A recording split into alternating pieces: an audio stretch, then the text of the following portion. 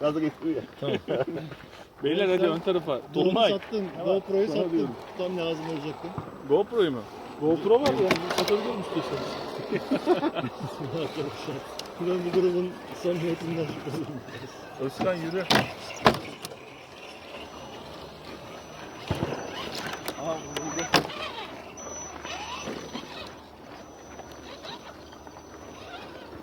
Vadiden başlayın nasıl?